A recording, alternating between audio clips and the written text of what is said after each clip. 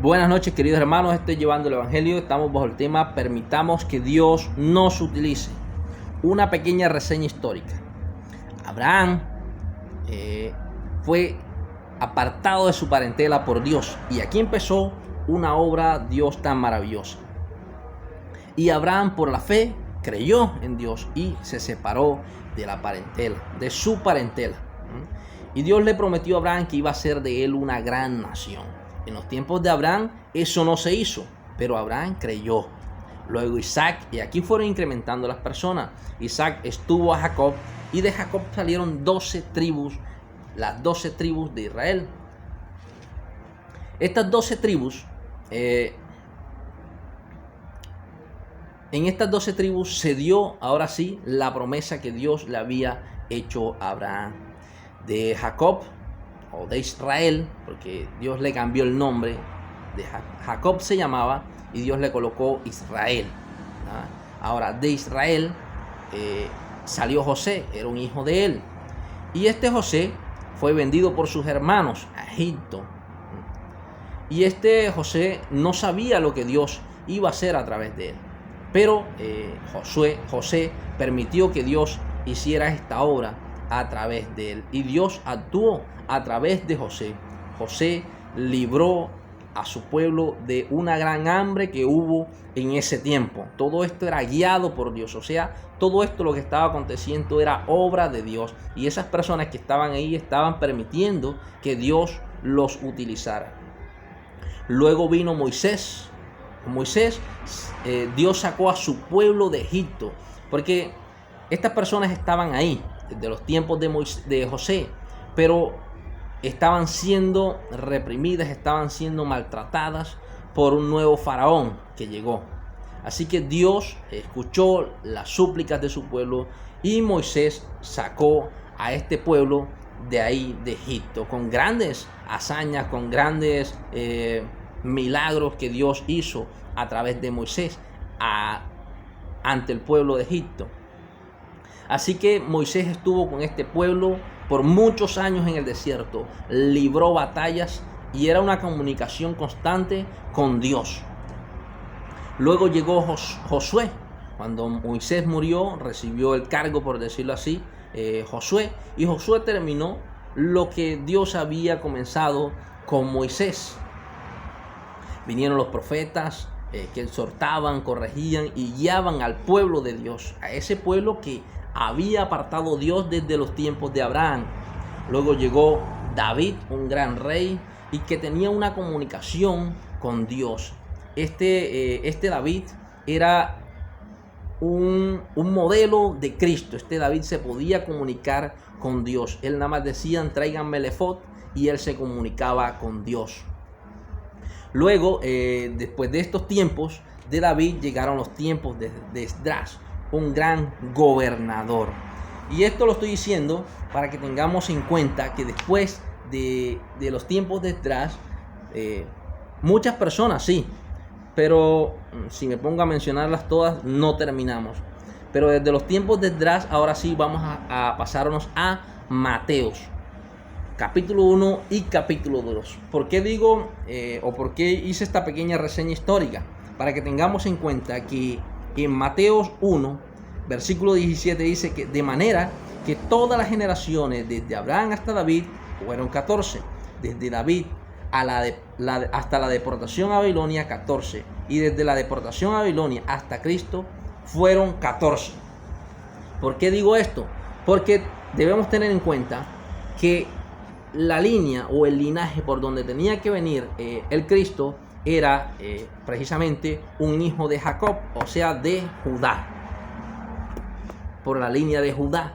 Ahí fue también esa misma línea la traía David, y también la trajo José, el marido de María.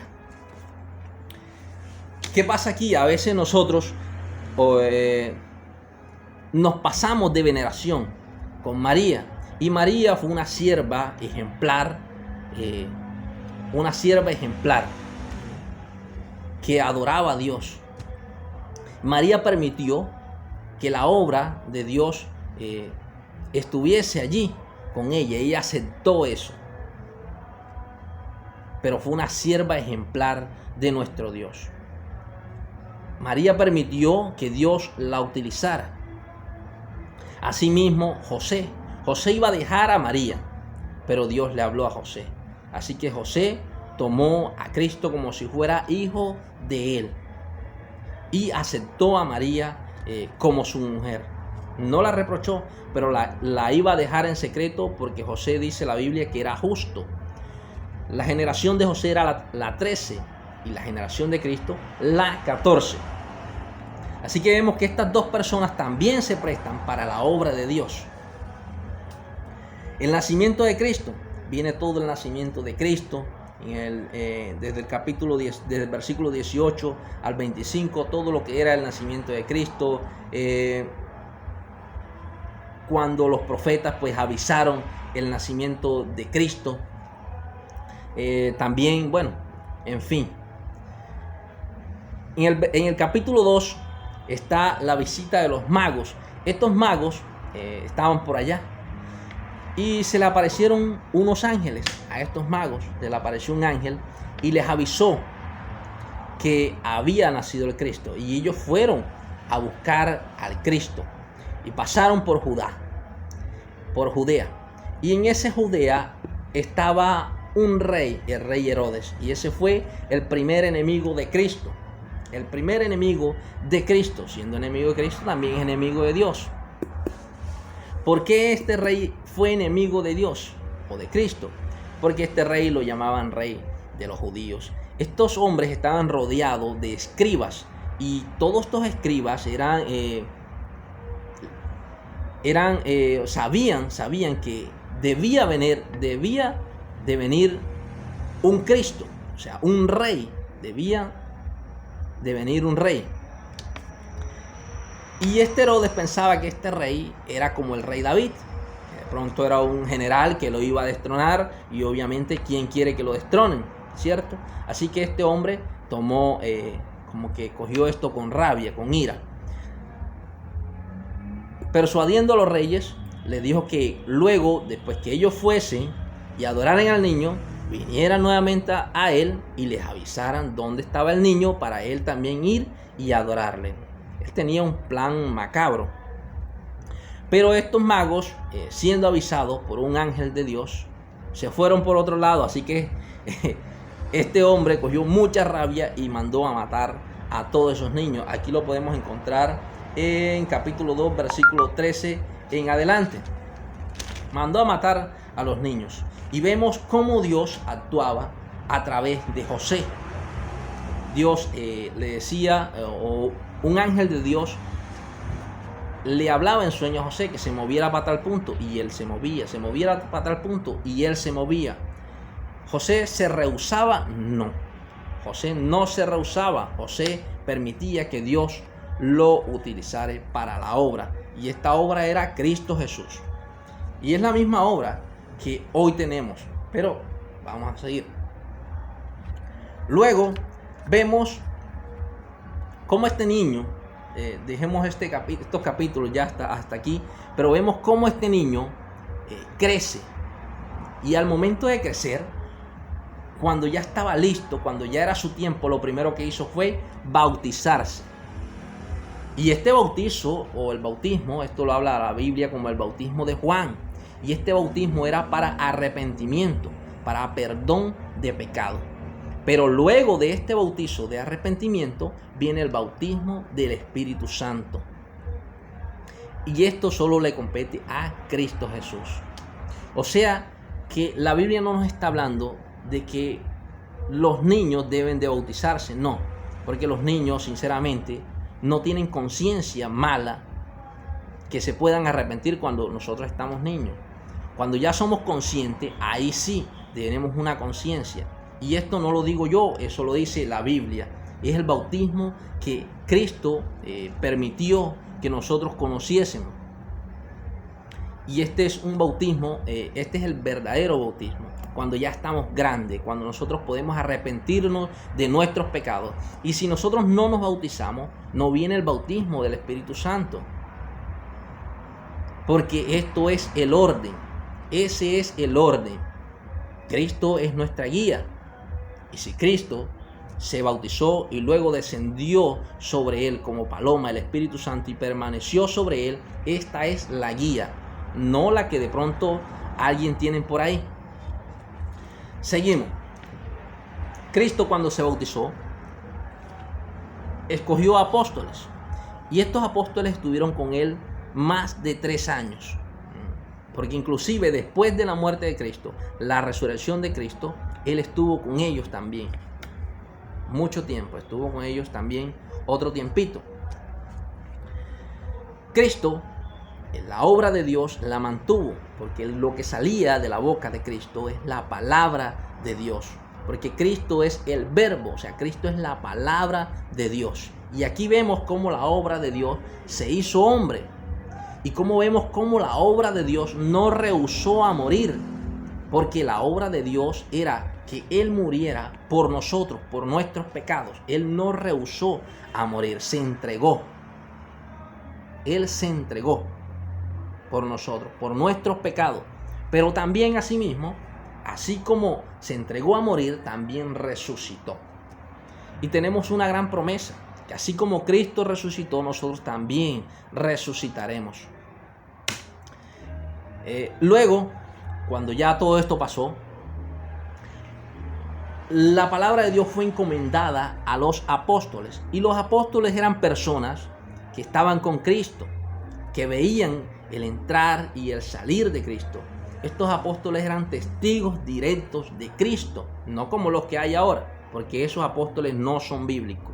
Los apóstoles bíblicos son esas personas que eran testigos directos de entrada y salida de Cristo Jesús. Esas personas atesoraron la palabra de Dios, atesoraron a Cristo y asimismo lo transmitían. Ellos creyeron en Cristo, lo atesoraron y asimismo lo transmitían. Y esto pasó cuando ellos murieron. También muchas personas que permitieron que Dios los utilizara, también recibieron a Cristo y asimismo lo transmitían. Esto es permitir que Dios haga la obra en nosotros. Esto es permitir que Dios nos utilice para su obra. Hoy en día, nosotros, los que predicamos el Evangelio, también lo que estamos permitiendo es que Dios nos utilice. Es que nosotros seamos parte de esa bonita obra que es nuestra salvación, la de todos, nuestra salvación.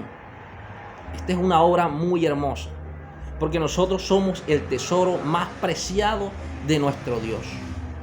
O sea que esta es una bonita obra. Lo que Dios está guardando es una hermosa obra. Dios todo esto lo hizo para que nosotros llegásemos a tener la vida eterna. Resulta y pasa que Dios quiere tanto que nosotros confiemos en Él, que dice que las aves del cielo no siembran, no tienen graneros, pero Él les da la comida. Él también dice que ni siquiera Salomón, con toda su fama que tuvo, se vistió tan hermoso como los lirios del campo. Pero también Cristo decía, ahí mismo decía, que mucho más